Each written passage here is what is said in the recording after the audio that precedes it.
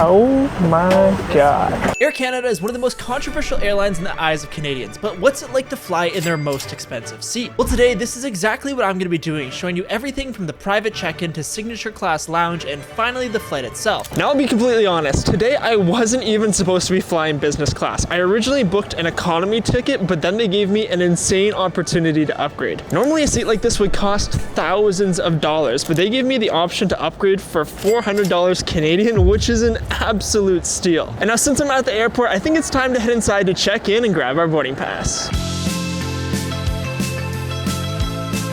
How are you this morning?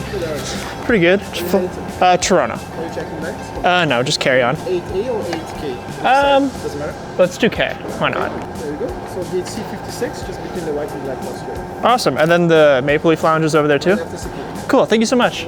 So because I'm flying business class today, I ended up getting that special check-in, which makes things way easier. The only people allowed in that line are the business class people, meaning it is a super fast check-in process. So realistically, if I wanted to show up to the airport an hour before, I probably could. But now I think it's time we head through security and check out the Maple Leaf Lounge. And guess what? One of the other perks to flying business class is a priority security line, which meant that I was through into the other side in no time at all. Having the priority security line today was an absolute lifesaver. The regular lines were absolutely insane, and pretty much everyone was getting double inspected and pat down, but luckily I didn't have to experience any of that. But now it's time for us to check out the Maple Leaf Lounge, which is one of the best business class lounges there are. Now around the world, there is a total of 17 different ones, all being completely unique from one another, so I think it's time to head inside and check it out. Right off the bat, since I was in Calgary, this lounge had a Western rodeo theme with tons of different seating areas, all overlooking the plains and the mountains off in the distance. Now besides this, there was also an area to get work done, Air Canada models everywhere, and even a wall of wine. But now I think it's time to check out the food. Inside the hot dishes were things like pancakes, sausages, and hash browns, but there was also a fruit and salad bar which had yogurt and eggs, and on top of that there were tons of different pastries too, so I grabbed myself a nice light breakfast. Thank you, have a good one.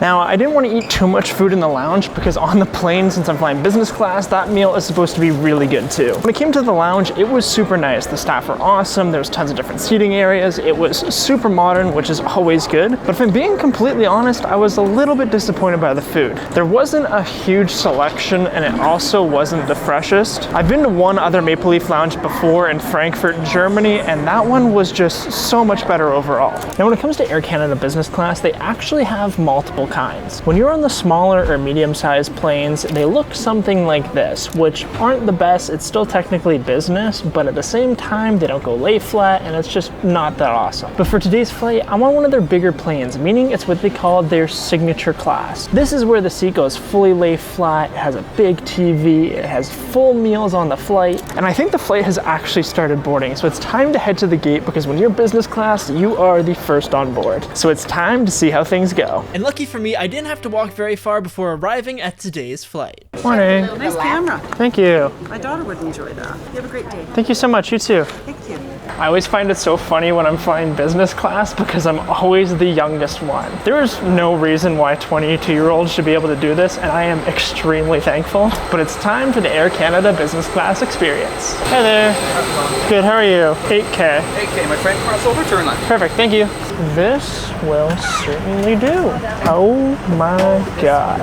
For today's flight, I was going to be in seat 8K, which was a window seat, and as you can see, since it was the last in the row, there was tons of space and things for us to explore. Doing the comfort test, the butt cushion was super soft, there was a pillow for sleeping, and also tons of padding in the back and headrest. So right off the bat, the seat is spacious, the seat is super comfy, there is tons of legroom and so many things that I still need to check out. For example, right here, there's like this little button pad with all the seat controls, and there's even a massage feature, which we're definitely gonna have to try out. Behind, we've got the in-flight entertainment system. The screen is massive. There's headphones, there's compartments, there's stuff pretty much everywhere. And I'm pretty sure soon they're gonna be coming around with the menu. Sometimes they do like complimentary drinks, so we're gonna have to see what that's like. But I am super excited for this flight. There is a lot for us to check out. And at the top of the list, I think we should start with the in-flight entertainment. But first, I needed to open the storage bin because inside was a full-size power outlet, the headphone jack, and also the remote which could be used to control the TV, just in case you were too lazy to use the touchscreen. After selecting my language, I was brought to the main menu, but first, I wanted to check out the movies, which which turned out to have plenty of options to choose from. And when it came to the TV shows, things were very similar because of how many options I had, but there was also a music and audio section, weather network, food section where you could see the meals, live TV for sports, and my personal favorite, the in-flight map, which gives a solid 10 out of 10. And the best part of all was that you could have the flight map on the remote while you were watching a movie at the same time. But as I was doing that, I noticed the crew coming around handing out the menus for today's flight.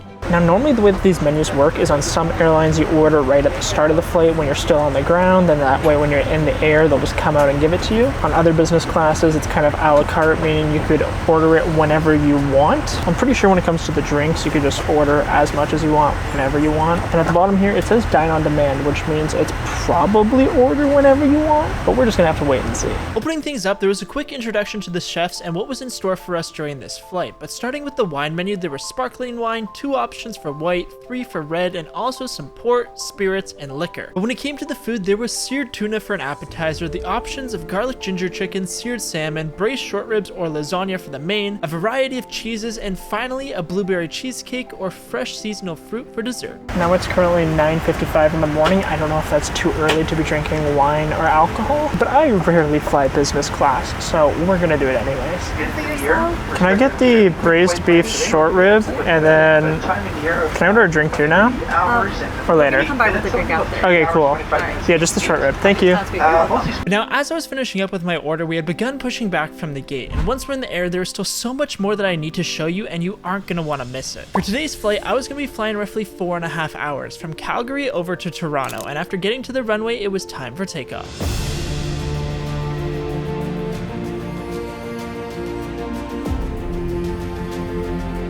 I was just playing around with some of these buttons. This seat is insane. So normally with these business class seats, there's obviously like the lay flat, the sit up, and like the recline position, but this thing has massage features. The headrest here massages. The lumbar support also massages. I was testing it out, and let me say, it felt really good. There's also a bunch of other things you could do. For example, you can move the headrest up and down. You can move the lumbar support out or in. You could pretty much customize anything to make it fit your back. And let me tell you, it is absolutely comfortable. But guess what? That's not all, because you could also make the seat softer or stiffer depending on how you like it. You could also control the ambient light around the seat too. For example, if I tap on this button right here, I can turn the overhead lights on or off. If I tap these buttons here, I could adjust how much light I'm letting through the window. And if I tap this one, it turns the light on or off by my feet. Now, to make things even crazier, this seat also has a few preset positions too, like the default for sitting, the one for lounging if you were to watch movies, and finally fully lay flat if you were wanting to get some sleep. Before I get into everything else that this seat has to offer, I should probably explain how much I actually paid for this. So like I mentioned earlier, originally I was supposed to be in economy class, and for that flight I paid $384 one way, which is a decent amount of money. But this morning when I was doing the check-in process, it gave me the prompt to upgrade for $400 more. So in total for this flight, I only ended up paying about $800 out of pocket, which for business class is really, really good. And now that we were in the air, the crew started coming around with the food and drinks, but since there was a couple of minutes until they got to me, let's look around the seats some more. Starting off with the Wi-Fi, it was super easy to connect to, where texting was completely free, but since I was in business, all I had to do was put in my last name plus seat number, and I was able to use the internet for free as well. Now on the side of my seat was a massive armrest, which could go all the way up or all the way down, depending on how I was feeling, and there was also a reading lamp hidden on the wall, which came out with a simple press. Down by my feet inside of the cubby, I had all of the blankets for making my seat into a bed, as well as a footrest at the very end, but there was also a slot on the side to store things, a safety pamphlet which we might be needing since this is one of the Boeings that has some issues, a waist bag, and also a massive tray table which slides down and folds all of the way out for the meal service. But I almost forgot to mention the really cool headphones too. These headphones are super bougie. Normally on airlines they don't give you headphones or they give you some earbuds, but these ones are completely noise canceling and they go over your ears. I cannot wait to watch some movies while I eat my food. Something to drink? Can I do the Sauvignon Blanc and a Coke Zero, please? Zero for the Coke Zero. Would you like any ice? Yes, please. Thank you so much. You're welcome. Thank you. But to make things even better, along with the 2 drinks, they also gave me some warm nuts too. I don't normally eat nuts, but when I do, I like them warm and hard. That just sounds so wrong.